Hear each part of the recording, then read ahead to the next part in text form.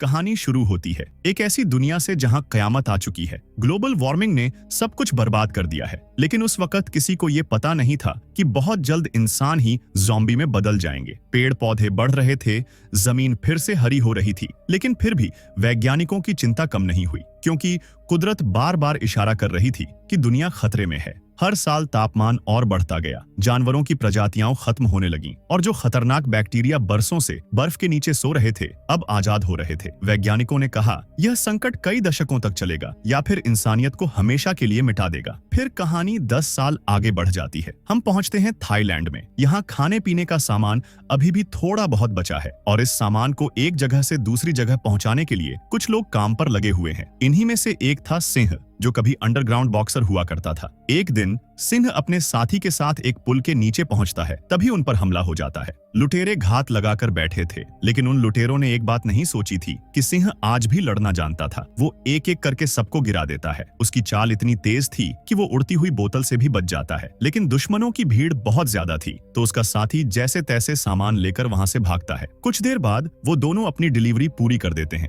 लेकिन एक डिब्बा खुला हुआ मिलता है। इसका मतलब सिंह को पूरी पेमेंट नहीं मिलेगी, लेकिन साथी के पास एक सरप्राइज था, एक मोटरसाइकिल और चाबी। साथी डिब्बा खोलता है और उसमें से निकलती है एक मछली। सिंह गुस्सा होकर कहता है, इतनी जान खतरे में डाली सिर्फ एक मछली के लिए। उसका साथी कहता है, अरे कई साल हो गए हमने ढंग का खाना नहीं खाया। दुनिया तो तबाह हो चुकी थी, लेकिन फिर भी कुछ लोग थे जो शानदार खाना खा सकते थे। ये वही लोग थे जो अब भी एलीट कहलाते थे, और उनका लीडर था हुन वासु, जिसने शुरू किया था खाने का एक नया बिजनेस। उसका आदमी जॉनी अमीरों के सामने पहली डिश परोसता है। सबसे पहले वो खुद एक बाइट लेता है और सब लोग उसकी नकल करते हैं, लेकिन सिर्फ 1 मिनट बाद जॉनी की हालत बिगड़ जाती है। अब सीन कट होता है सिंह के घर पर। वो अपनी पत्नी ऋण के साथ रहता है। ऋण उससे कहती है, ये काम छोड़ दो, ये बहुत खतरनाक है, मैं नहीं चाहती कि तुम मर जाओ। ऋण खुद एक नर्स थी। वो सिंह के जख्म पर पट्टी करती है और काम पर निकल जाती है। जैसे ही वो हॉस्पिटल पहुंचती है, वो देखती है कि आज मरीज बहुत ज्यादा हैं, लेकिन ध्यान नहीं देती।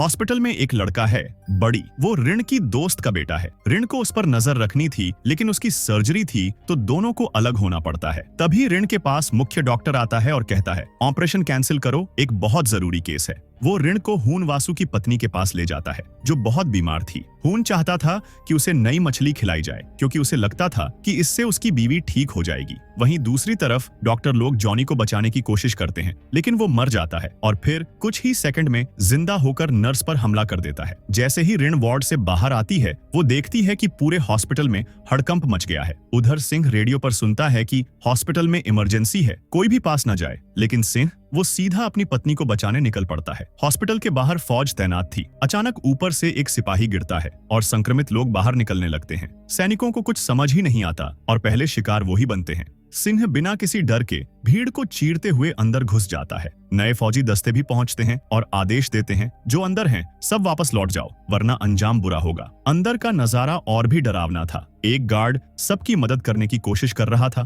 तभी एक संक्रमित नीचे पहली मंजिल पर पहुंच जाता है। गार्ड उसे रोकने की कोशिश करता है। ऊपर की मंजिलों पर जिंदा लोग अब गिनती के रह गए थे। ऋण एक ऑफिस में छुपी हुई थी। उसके साथ मुख्य डॉक्टर भी था, लेकिन अचानक उसे काट लिया जाता है और वो भी राक्षस बन जाता है। ऋण किसी तरह भागकर कॉरिडोर में पहुंचती है। तभी उसे सिंह की आवाज सुनाई देती है। वो माइक पर उससे बात कर रहा था। ऋण जवाब देने की कोशिश करती है, लेकिन उसी वक्त बिजली चली जाती है। अब तक वायरस ने हॉस्पिटल का ज्यादातर हिस्सा अपनी चपेट में ले लिया था और सिंह रास्ता बनाते हुए अंदर घुसता है। तभी उसे सुनाई देती है बड़ी की चीख। सिंह उसे छोड़ नहीं सकता था। वो दौड़कर बच्चे को बचा लेता है, लेकिन शोर सुनकर और भी ज़ॉम्बी आ जाते हैं। इनमें से एक ने बड़ी को काट लिया, पर किस्मत अच्छी थी। वो ज़ॉम्बी प्रोस्थेटिक, नकली दांतों वाला था। बड़ी बताता है कि उसकी माँ भी हॉस्पिटल में है और सिंह को सही रास्ता दिखाता है। उधर बाहर फौज कंफ्यूज थी, सोच रही थी कि अंदर क्या हो रहा है, लोगों को बचाए या बिल्डिंग उड़ा दें। और आखिरकार फैसला होता है,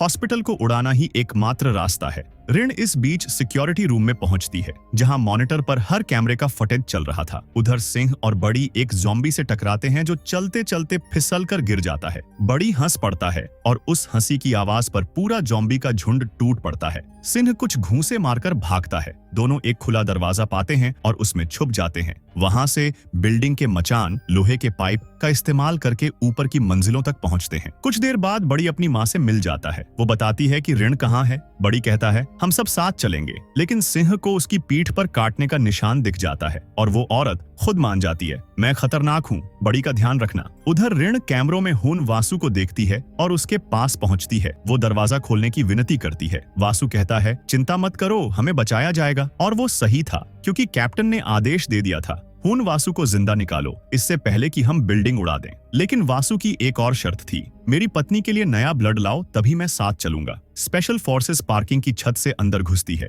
उनके पास सिर्फ 30 मिनट थे। इस बीच सिंह को ऋण की अंगूठी मिलती है और फिर वो खुद ऋण को ढूंढ लेता है, लेकिन जॉम्बी उनके पीछे थे। सिंह एक चाल चलता है, बेड का इस्तेमाल करके उन्हें दूर रखता है, कुछ को मारकर कांच तोड़ता है और बड़ी को ऋण के पास पहुंचाता है। टीम वर्क से ऋण बच जाती है, लेकिन स्पेशल फोर्सेस फंस गई थी, क्योंकि वासु की पत्नी बिस्तर पर बंधी थी। इससे उनकी चाल धीमी हो जाती है। जॉम्बी हर तरफ थे और एक एक करके सिपाही कटते जाते हैं। उनमें से एक मेडिक भी था। अब वासु को नया डॉक्टर चाहिए। वो कैप्टन की तरफ देखता है और कहता है, ऋण को पकड़ो। उनके पास सिविलियंस को बचाने का ऑर्डर नहीं था, तो वो सिंह पर गोली चला देते हैं। हमें डॉक्टर मिल गया। ऋण चिल्लाती है, रुको, उसे मत मारो, लेकिन कोई नहीं सुनता। गोलियों की आवाज से जॉम्बी फिर से टूट पड़ते हैं। सिंह मौका पाकर सैनिकों पर हमला करता है। वो एक सोल्जर को ढाल बनाकर कैप्टन तक पहुंचता है और फिर शुरू होता है हाथों का खेल। कैप्टन ताकतवर था, सिंह गिर भी जाता है, लेकिन चालाकी से फेंट मारकर कैप्टन को बेहोश कर देता है। सिंह होश में आता है एक कमरे में।